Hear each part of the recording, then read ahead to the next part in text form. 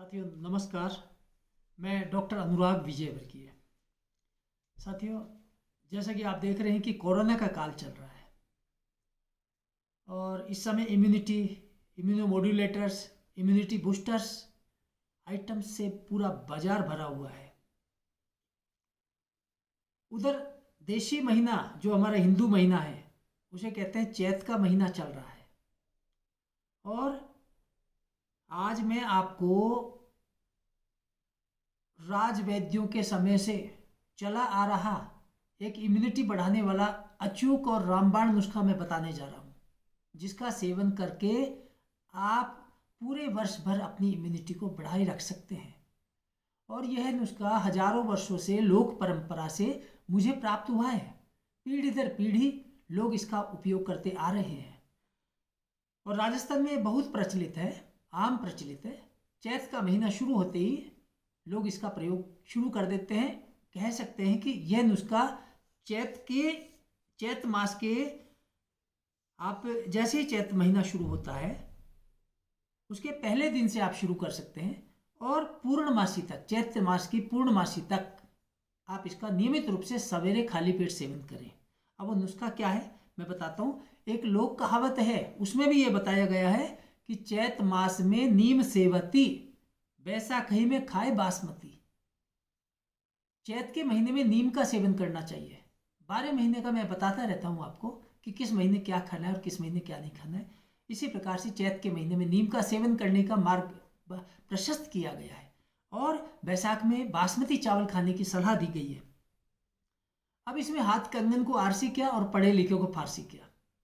मैंने पिछले वर्ष जिन जिन लोगों को ये नुस्खा बताया, चैत के महीने में सेवन करने की सलाह दी थी, उनमें से किसी को भी कोरोना के संक्रमण नहीं हुआ। मैं आपको ये बता देता हूं कि ये पूरे वर्ष भर इम्यूनिटी को बनाए रखने वाला नुस्खा है। इसके लिए आप सामग्री नोट कर लीजिए। आपको लेनी है 10-12 नीम की कोंपलें। नीम की कोंपल आ रही है आजकल, नीम के पेड़ में हरी लाल रंग की कोंपल आई हुई है। 10-12 नीम की कोंपल ले लें। काली मिर्च के 2 दाने लेने हैं। अजवाइन लगभग 1/4 चम्मच और इसमें आप डालेंगे सेंधा नमक 1-2 चुटकी और लगभग आधी चुटकी घी में भुना हुआ हींग।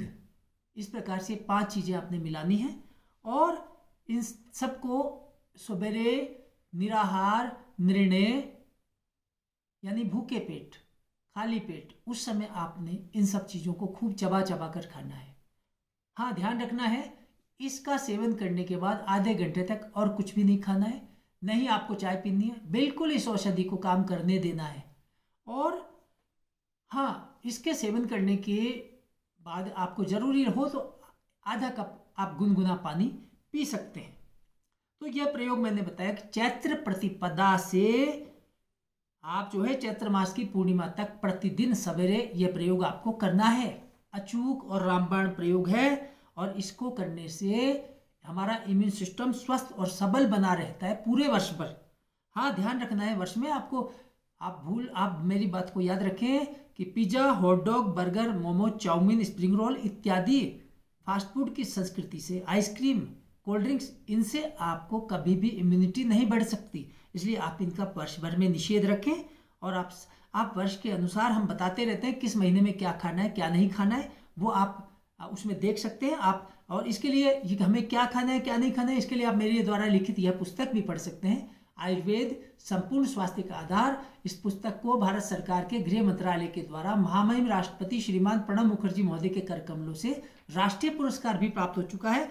तो यहाँ पर मैं बता देना चाहता हूँ कि नीम क्यों काम करता है। नीम के बारे में शास्त्र में ये लिखा है, आयुर्वेद के महर्षि भाव मिश्र लिख कर गए हैं कि ज्वरा रुचि कृमि प्रणुत, नीम का सेवन करने से बुखार, कैसा भी बुखार हो वो समाप्त हो जाएगा और कृमि, कीटाणु, विषाणु, जीवाणु सभी का नाश करता है और वायरस सबका नाश करता है नीम। तो इसलिए इस प्रकार के बुखार और इस प्रकार के संक्रमणों से ये हमें मुक्ति दिलाता है। आप करके देखिए। और शास्त्र में एक जगह यह भी उल्लेख मिलता है कि आयुर्घृते गुणे रोगा नित्यम मृत्यु विदाहिषु आरोग्यम कटु तिक्तेषु बलम माशे पयस्तु च। घी में आयु छिपी है, आयुर्घृते, गुड़े रोगा, गुड़ में रोग छिपे हुए, और जलन पैदा करने वाली चीजें, फास्ट फूड इत्यादि, चाय, कॉफी, अंडा, मांस, शराब, इनमें मौत छिपी हुई है।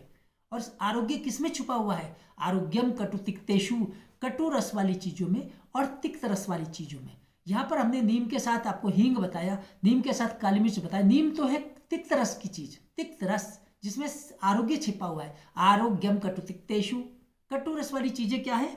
आपको हमने इसमें अजवाइन डलवाई है, इसमें काली मिर्च डाली है, और ये जो है हींग है, ये सब कटु रस वाली चीजें हैं। इनको खाने पर चरपरा महसूस होता है, इसलिए ये भी इम्यूनिटी को बढ़ाती है, क्योंकि ये तिक्त और कटु रस की चीजें आरोग्य प्रदान करती हैं, इसलिए इनको इम्यूनिटी बढ़ाने के लिए बहुत अच्छा बताया गया है। और यहाँ पर हम आपको बता देते हैं कि आप इस विधान के अनुसार आप जब नीम का सेवन करेंगे तो आपका रोग प्रतिरोधक क्षमता वर्ष भर बढ़ी रहेगी।